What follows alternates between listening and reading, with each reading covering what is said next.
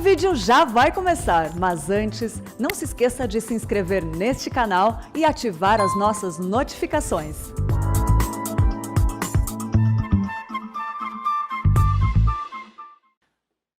Muito bem, nós estamos iniciando a Escola Bíblica Dominical deste dia 24 de janeiro de 2021 e você é muito bem-vindo. Damos graças a Deus porque podemos partilhar a palavra de Deus com você nesse tempo tão difícil, pandêmico, de crise de saúde pública e de um abalo econômico mundo afora. Mas a nossa esperança está em Deus.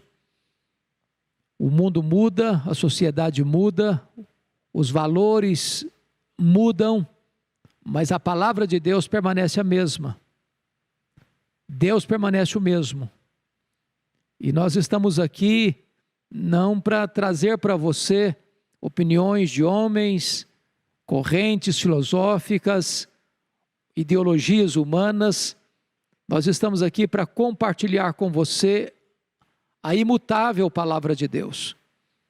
Nós estamos com os olhos fitos naquele que é o autor e o consumador da nossa fé. E hoje eu quero começar uma série sobre a carta aos Hebreus, esta carta que é considerada pelos estudiosos como o quinto evangelho, pois os 4 evangelhos, Mateus, Marcos, Lucas e João, retrataram o ministério terreno de Jesus, seu nascimento, sua vida, sua morte, sua ressurreição, sua ascensão, enquanto a carta aos Hebreus relata o ministério celestial de Jesus. Ele foi assunto aos céus, ele está sentado no trono, ele exerce o papel de sumo sacerdote, de advogado, de intercessor, e ele hoje pode socorrer-nos por causa deste ministério que exerce até que volte gloriosamente para buscar a sua igreja. A carta aos Hebreus tem como grande lema retratar Jesus Cristo, a centralidade da pessoa de Cristo, e ele é melhor do que os profetas, do que os anjos, do que Moisés, do que Arão, do que Josué. O sacrifício que ele realizou é superior ao sacrifício da antiga aliança. A nova aliança inaugurada no seu sangue é superior à velha aliança. E o santuário onde ele está ministrando, intercedendo por nós, é superior ao santuário terreno. E, portanto, Hebreus trata da glória de Cristo, a superioridade de Cristo. É importante destacar que esta carta foi escrita para mostrar aos crentes judeus, aos judeus convertidos a Cristo, que em virtude da perseguição daquele primeiro século, estavam de malas prontas para voltar para o judaísmo. E o autor aos Hebreus então diz para esta geração, tentada a voltar para o judaísmo para se livrar do sofrimento e da perseguição, que retornar para o judaísmo depois de ter encontrado a Cristo era um caminho de apostasia, era um caminho de morte, porque Cristo é melhor. Então hoje eu quero, na primeira aula, na primeira lição desta carta, lidar com você sobre os 3 primeiros versículos do capítulo 1. E eu vou ler esse texto. Havendo Deus outrora falado, muitas vezes e de muitas maneiras, aos pais, pelos profetas, nestes últimos dias nos falou pelo Filho, a quem constituiu herdeiro de todas as coisas, pelo qual também fez o universo. Ele que é o resplendor da glória e a exata expressão do seu ser. Ele diz, sustentando todas as coisas pela palavra do seu poder, depois de ter feito a purificação dos pecados, assentou-se à direita da majestade nas alturas. Bom, a primeira coisa que é importante aqui descrever, é que Deus se revelou. Deus falou. E a revelação de Deus vem a nós de 4 maneiras. A primeira revelação de Deus é o que nós chamamos da revelação natural. E o Salmo 19 retrata para nós esta revelação natural. Os céus proclamam a glória de Deus e o firmamento anuncia as obras das suas mãos. Este universo tão vasto, este universo que desafia ainda hoje a ciência, tem com diáfana clareza as digitais do Criador. Você pode ver Deus na grandeza do cosmos, nos mundos estelares, nos astros, nos mares, nos rios, nas fontes, na terra, nos animais, nas aves, nos homens. Você pode ver Deus na face de uma criança, na beleza de uma flor, na gota de um orvalho. Você pode ver Deus no estrondo de um trovão, na faísca de um relâmpago. Você pode ver Deus na criação. A segunda revelação é aquela que Deus colocou dentro do homem, sua obra-prima, que chamamos da lei moral, desse tribunal interior que temos dentro de nós, que nós distinguimos entre o certo e o errado. Esta revelação de Deus é tão bonita e tão extraordinária que Immanuel Kant, eminente filósofo alemão, chegou a dizer: 2 coisas me encantam, o céu estrelado acima de mim e a lei moral dentro de mim. Paulo trata desse tribunal moral dentro de nós, na carta aos Romanos, capítulo 2. E precisamos entender isso. Embora essa revelação é real, ela não é suficiente para nos dar um relacionamento pessoal com Deus. Até porque o homem, pela sua desobediência e rebelião, pode ir cauterizando a sua consciência. Mas há uma terceira revelação, que é a palavra de Deus. Nós chamamos de revelação especial. E também lá no Salmo 19, Davi vai tratar desse assunto, quando ele trata da lei de Deus. E como essa lei de Deus é perfeita, e como essa lei de Deus restaura a alma, e como esta lei de Deus é melhor do que ouro e mais saborosa do que o mel. Então a palavra de Deus é a revelação de Deus. Esta palavra foi revelada aos profetas e comunicada aos nossos pais. É uma revelação progressiva. O Antigo Testamento, o Novo Testamento. E hoje, louvado seja Deus, nós temos a Bíblia completa. Como diz o Dr. Billy Graham, tem uma capa ulterior. Não tem novas revelações mais. Tudo o que você precisa saber acerca de Deus, acerca da vida, acerca da salvação, você tem na Escritura. A Bíblia não apenas contém, a Bíblia é a palavra de Deus. Inerrante, infalível, suficiente, inspirada. Ela não precisa de atualização, ela não fica arcaica, obsoleta, desatualizada. Ela é eterna, ela não passa. E mais, não é a Bíblia valorizada ou recomendada ou aprovada pelo escrutínio da cultura. Não é a cultura que diz que a Bíblia é relevante ou atual ou oportuna. Não, absolutamente não. É a Bíblia que julga a cultura. A Bíblia é atemporal. Ela não é nova nem antiga, ela é eterna. Por isso, esta é a revelação especial de Deus. Mas a quarta revelação de Deus é a revelação especialíssima de Deus. É Jesus Cristo, nosso Senhor. Ele é o Verbo que se fez carne. Ele veio nos mostrar Deus. Quem é Deus? E a revelação foi progressiva até Jesus, mas não há progressão além de Jesus. De tal maneira que a última revelação de Deus é o seu próprio Filho. Se você não escutar o Filho, não tem mais qualquer possibilidade de você conhecer o próprio Deus, porque é Ele quem veio nos revelar o Pai. Bom, a segunda coisa que eu preciso destacar é que Deus falou pelos profetas, havendo Deus outrora falado muitas vezes, de muitas maneiras aos pais pelos profetas.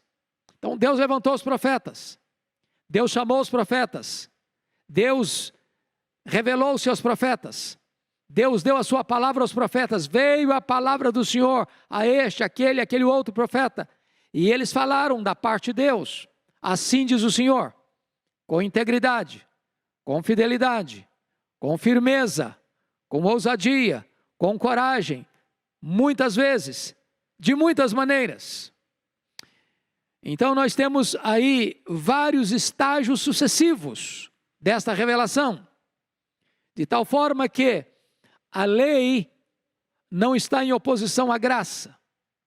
Algumas pessoas hoje querem colocar o Antigo Testamento contra o Novo e o Novo contra o Antigo. É tolice isso. A palavra de Deus é composta de Antigo e Novo Testamento. Não há contradição entre a lei e a graça. A lei nos prepara para a graça. A graça é a consumação da lei. Como dizia o eminente pai da igreja, Aurélio Agostinho, o Novo Testamento está latente no Velho Testamento, e o Velho Testamento está patente no Novo Testamento. E o Velho Testamento está patente no Novo Testamento, de tal maneira que todo o Antigo Testamento foi uma preparação para o Novo. Então, o Novo é a consumação do Antigo, não exclui, não descarta, mas é a consumação, é o cumprimento. Então, Deus falou pelos profetas aos pais, diz o autor aos Hebreus. Mas, em terceiro lugar, olha comigo, versículo 2, nestes últimos dias nos falou pelo Filho. Então, o Filho é a última revelação de Deus ao seu povo. A história da revelação divina é uma história de progressão até Cristo, mas não há progresso além de Cristo. Bom, o papel do autor aos Hebreus, e nós não sabemos quem foi exatamente quem escreveu Hebreus, embora tenha muitas propostas, ideias de quem foi o autor, alguns dizem que foi Paulo, outros dizem que foi Lucas, outros dizem que foi Apolo, mas o certo é que até hoje não temos nenhuma confirmação categórica, insofismável, de quem foi o autor aos Hebreus.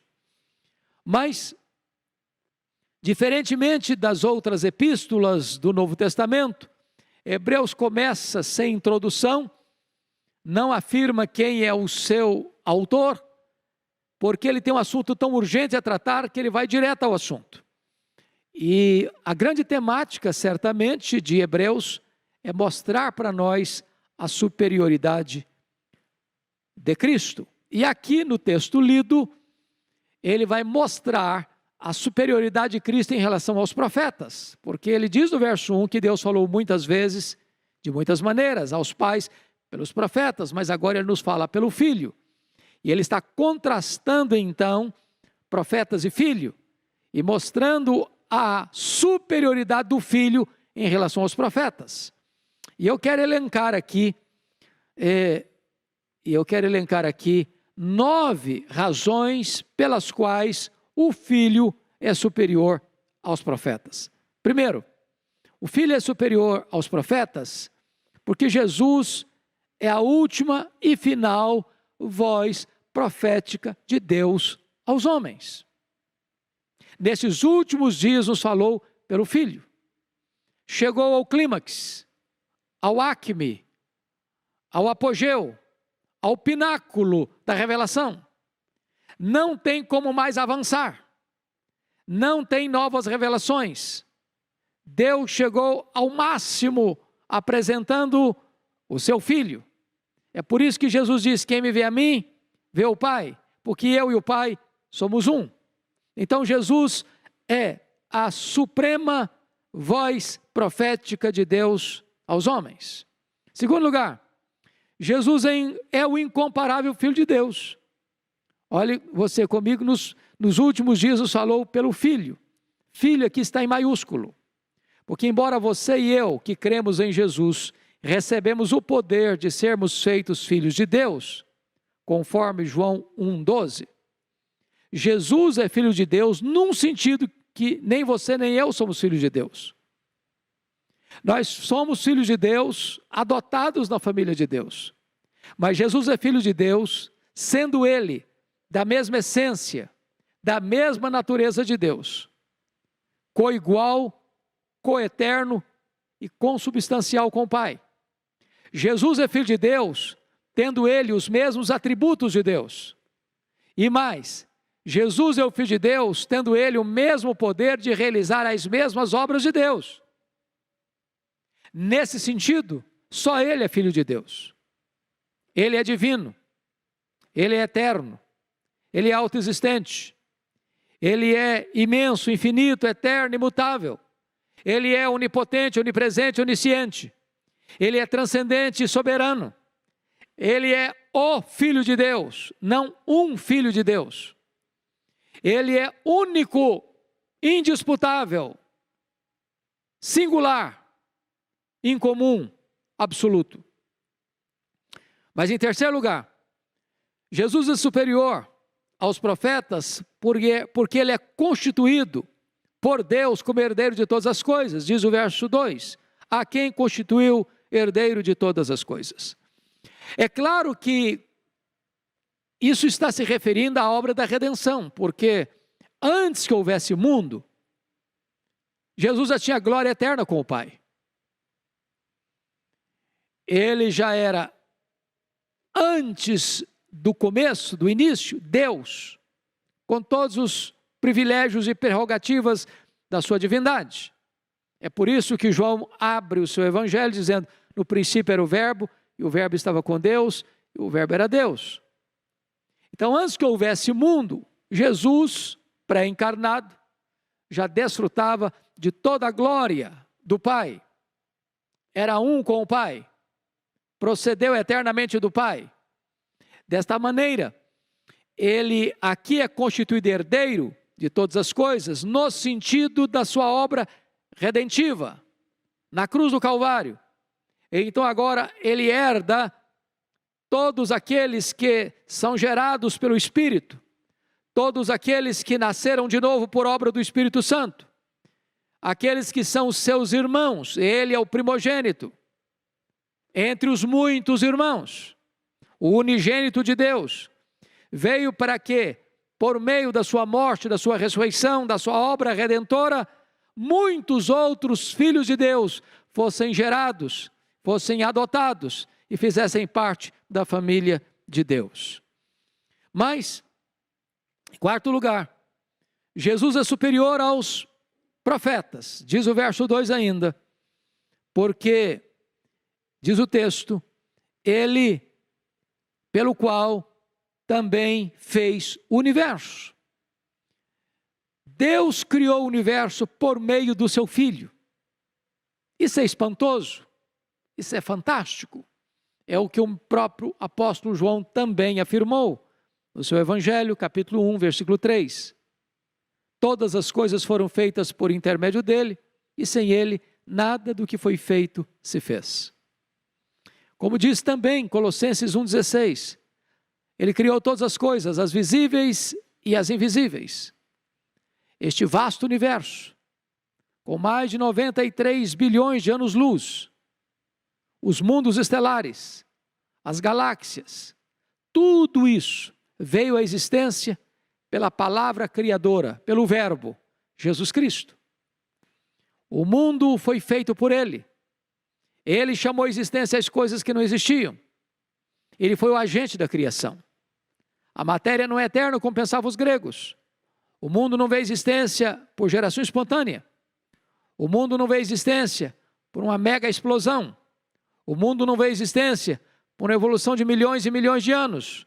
O mundo foi criado, e criado pelo nosso glorioso Redentor, Jesus Cristo, Filho de Deus.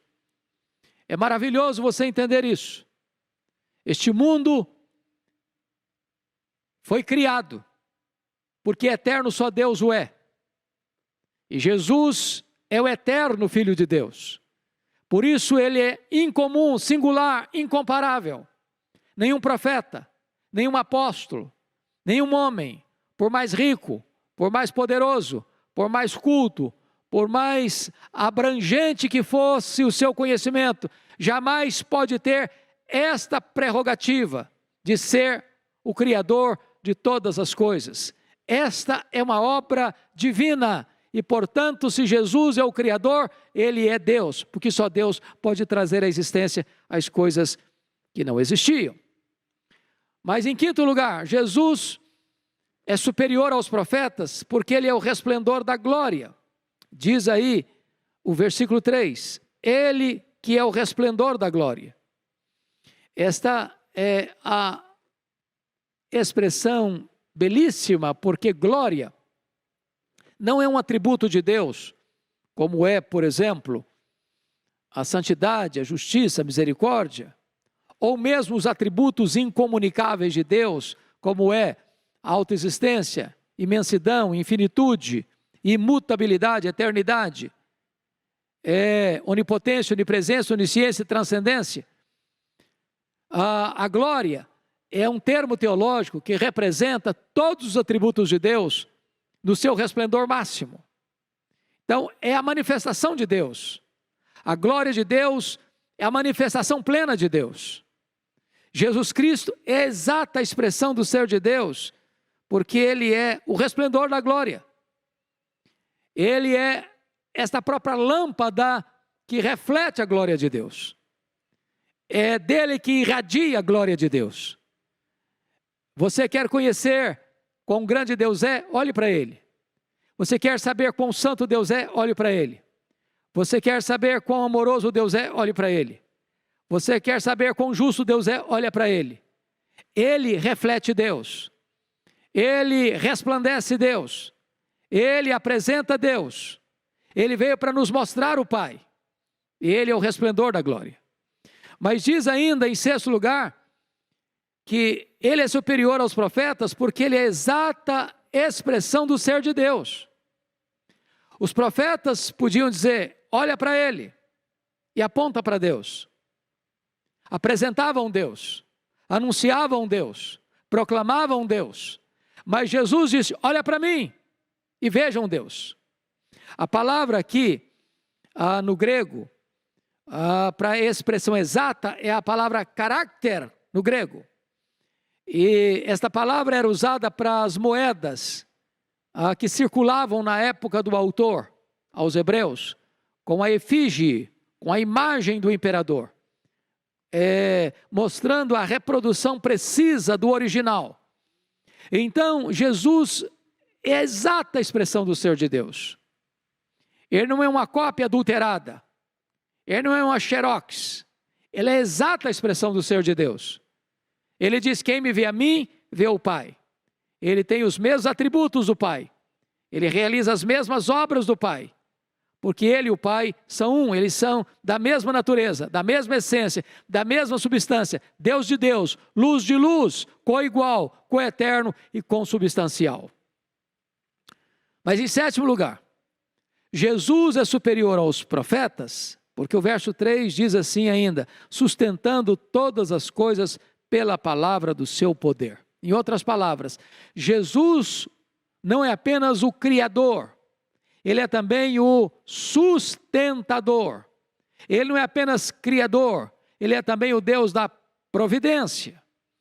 Contrariando o que ensina o deísmo, que Deus criou como que um relojoeiro e deu corda e deixou o universo sozinho, trabalhando por si mesmo. Esse texto nos ensina que Deus não é apenas o Deus transcendente, Ele é também o Deus imanente. Ele não apenas criou, Ele também sustenta. Ele não apenas está longe, nem os céus dos céus pode contê-lo, habitando em luz inacessível, mas é também o Deus presente, o Deus Emanuel, o Deus conosco, o Deus que está perto de você, Deus que segura você nos seus braços, o Deus que ouve as suas orações, o Deus que terapeutiza a sua dor, o Deus que cura as suas enfermidades, o Deus que quebra as suas algemas, o Deus que traz bálsamo sobre a sua alma, o Deus que refrigera o seu coração. Ele é este Deus que sustenta o universo. Do contrário, esse universo se desintegraria. Ele é quem sustenta os astros nos céus. Ele é quem sustenta as galáxias espalhadas por esses milhões e bilhões de anos-luz de distância. Ele é quem sustenta também a sua vida. Paulo chegou a dizer isso. Nele vivemos, nos movemos, existimos. Ele é quem nos dá a respiração e tudo mais. É Ele quem sustenta a obra que Ele mesmo criou. Mas, em oitavo lugar, Ele é superior aos profetas, diz o versículo 3. Porque depois de ter feito a purificação dos pecados, Ele é o sumo sacerdote que fez a purificação dos pecados. Os homens pecadores, lá na antiga aliança, precisavam recorrer a um sacerdote, para que esse sacerdote o representasse e levasse diante do altar um sacrifício cruento, para que aquilo como antítipo, ou tipo, melhor dizendo, pudesse apontar para Jesus, o Cordeiro de Deus que tira o pecado do mundo. Mas Jesus Cristo não foi um sacerdote comum, Ele foi o sumo sacerdote. E Ele não entrou no Santo dos Santos com sangue alheio. Ele entrou e subiu na cruz do Calvário, com o seu próprio sangue, como sacerdote perfeito, com um sacrifício perfeito. Ele fez para sempre expiação pelos nossos pecados. Ele morreu pelos nossos pecados. O sacerdote, que era imperfeito, apresentava um sacrifício imperfeito. Mas Jesus, o sacerdote perfeito, apresentou o sacrifício perfeito, completamente cabal e eficaz. E é por meio do seu sangue que nós temos a remissão dos pecados. É o seu sangue que nos lava de todo o pecado. Então, nenhum homem, nenhum profeta, nenhum sacerdote podia fazer isso. Ele, Jesus, o sacerdote perfeito, ofereceu um sacrifício perfeito, por isso completamente eficaz, para nos perdoar, para nos limpar, para nos lavar. É o sangue de Jesus que nos purifica de todo o pecado. E eu termino aqui, mostrando para você, em nono e último lugar, por que Jesus é superior aos profetas. E o verso 3 conclui assim: e depois de ter feito a purificação dos pecados, assentou-se à direita da majestade nas alturas. Ele é superior aos profetas, porque Ele é o Rei dos reis que foi exaltado sobremaneira, acima de todo principado e potestade, acima de todo nome, para que ao nome de Jesus se dobre todo o joelho, nos céus, na terra e debaixo da terra, e toda língua confesse que Jesus Cristo é Senhor, para a glória de Deus Pai. Ele é o Rei dos reis, Ele é o Senhor dos senhores, Ele é o soberano do universo, Ele está assentado no trono, Ele tem o livro da história em suas mãos, Ele venceu para abrir o livro e desatar os seus selos, Ele governa, Ele reina, Ele depõe reis e levanta reis, Ele abate reinos e levanta reinos, Ele dá vida e tira vida, Ele tem as rédeas da história em suas mãos, Ele é soberano, Ele está exaltado pelo próprio Deus Pai, e Ele há de vir para buscar a sua igreja, para reinar com ela para sempre e sempre e sempre. Então o autor aos Hebreus abre a sua carta, revelando para nós a superioridade de Jesus inicialmente, em relação aos profetas. Na próxima aula, se Deus permitir, nós trataremos do final do capítulo 1, mostrando como Jesus é superior aos próprios anjos. Então, que Deus abençoe sua vida, que Deus edifique o seu coração, que Deus alegre a sua alma e que você possa conhecer esse Jesus, amar esse Jesus, render-se a esse Jesus e viver para a glória de Jesus. Deus abençoe profundamente o seu coração.